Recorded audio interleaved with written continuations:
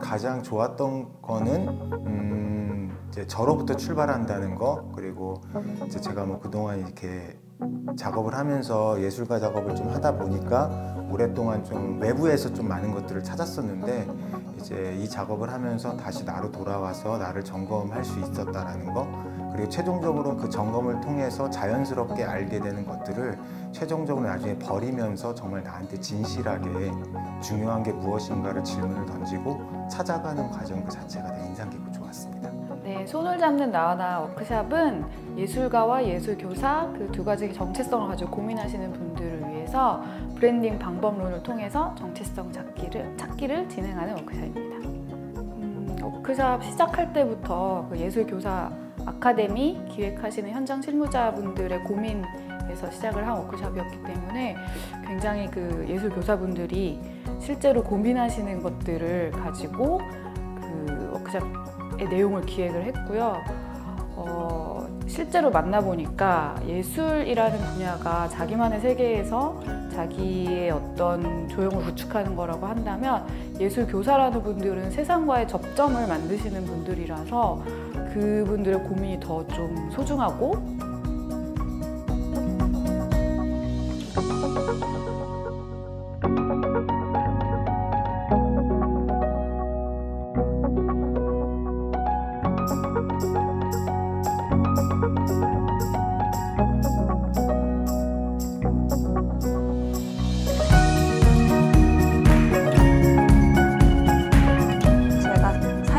레퍼런스들이 굉장히 백인 남성 위주의 책이나 작품들이 되게 많았더라고요.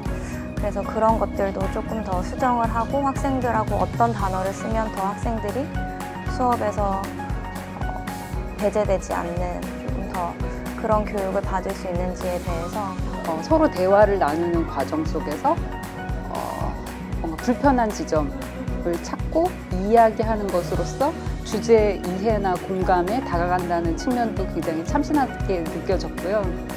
물론 이게 이제 안전한 대화의 장이라는 전제가 필요한데, 이것도 우리가 수업을 하는 과정 속에서 굉장히 필요한 약속이겠구나라는 생각이 들었어요.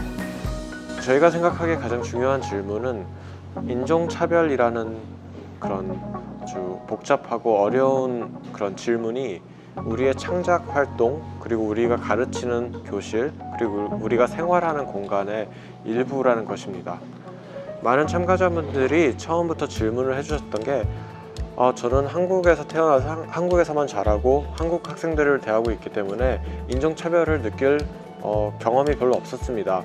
그렇기 때문에 제가 아직 익숙하지가 않고 어떠한 식으로 이런 생각을 자신의 삶에 연결해야 되는지 모르겠습니다 라는 질문을 해주셨어요. 그 질문에서 저희도 함께 시작을 했어요. 그래서 우리가 모른다는 것이 과연 인종차별이 존재하지 않기 때문인지, 혹은 우리의 삶이 굉장히 편리하게 분리되어 있기 때문인지에 대한 질문을 했어요. 인종토크라는 책을 함께 읽으면서 우리의 언어를 조금 더 풍부하게 만들었을 수 있고요. 그리고 참가자분들이 자신의 그런 특권이라든지 자신 안에 있는 차별에 대해서 조금씩 알 수 있었을 것 같아요.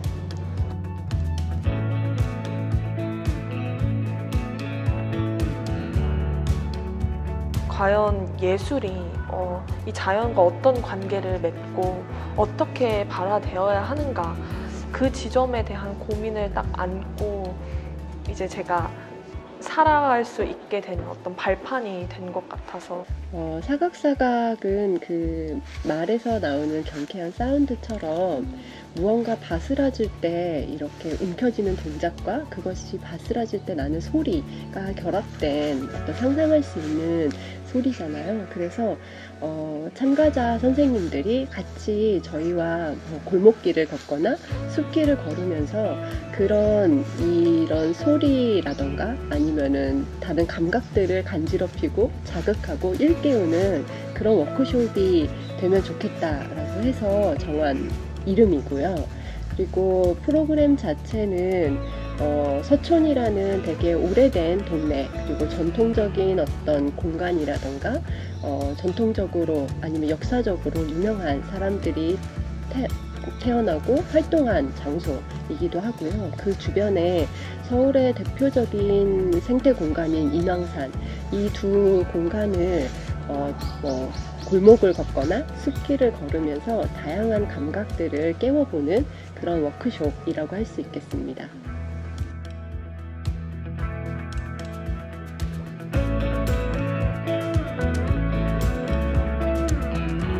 지금 이 팬데믹 상황에서 예술교육이나 예술가들에게 뭔가 기술적인 게 더 필요할 거라는 생각을 조금 많이 하고 있었던 것 같아요. 오늘 강의를 듣고 보니까. 또 실질적으로 예술교육을 할 때도 계속 뭔가 형성된 틀 안에 아이들을 집어넣거나 대상을 함께 하자고 이끌었던 것 같은데, 오히려 진짜 더 반대로 더 풀어놓고 진짜 원하는 게 뭔지를 스스로에게도 대상에게도 물어봐야 되나, 그런 부분들에서 그런 말씀들이 되게 인상 깊었던 것 같아요.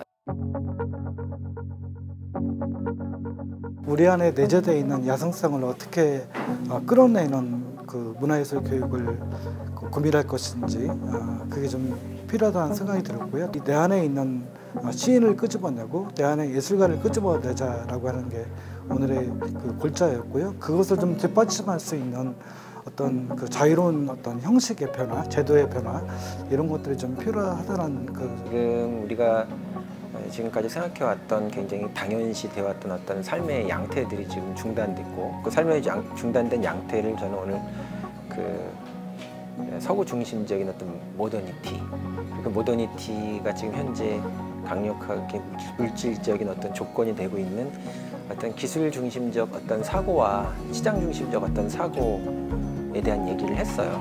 삶에 대해서 우리가 생각할 때 보통 그 두 가지 요소들이 지금 너무 강력하게 생각이 되고 있고, 그래서 미래의 삶에 대한 이야기를 할 때도 우리가 그 기술적 어떤 시대의 미래, 또 시장이라든가 노동이라든가 어떤 일의 어떤 양상 같은 것들을 제외하고서는 우리 삶이 전체적으로 구성될 수 있는 요소, 여러 가지 요소가 있음에도 불구하고 더 이상 삶을 상상하지 못하는, 상상이라기보다는 삶을 지금 보지 못하는 그런 상황에 놓여 있는데,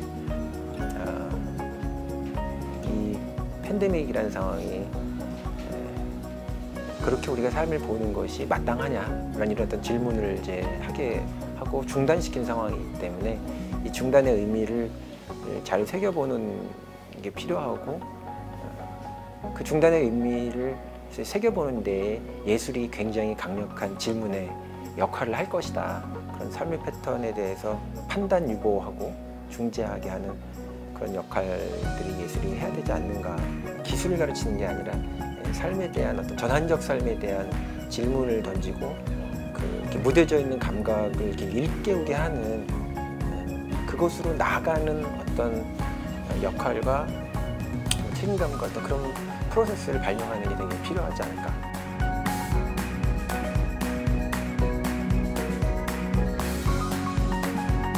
그냥 즐거운 순간을 함께, 그 시간을 같이 좀 더 공유하고 경험하는 게 역시 좋구나라는 거를 한 번 더 느꼈었고, 너의 음정이 나갔구나라고 얘기하지 말고 너의 음정이 이렇구나라고, 뭔가 어떤 평가 기준보다는 그 사람에 대한 어떤 인정하고 받아들여지는, 자연스러움을 받아들여지는 어떤 그런 내용들을 얘기해 주셨을 때 되게 공감이 됐고, 우리가 음악에 대해서 갖고 있는 어떤 그런 편협한 생각, 나아가서 또 음악 교육은 또 무엇을 위해서 또 해야 되는가, 그런 것들이 도움이 될 수 있는 이야기들을 좀 들려드렸습니다.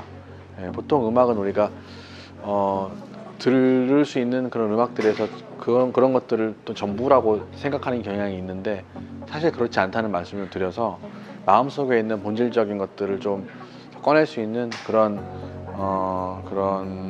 방법 같은 것을 좀 생각할 수 있게 해드리고 싶었습니다.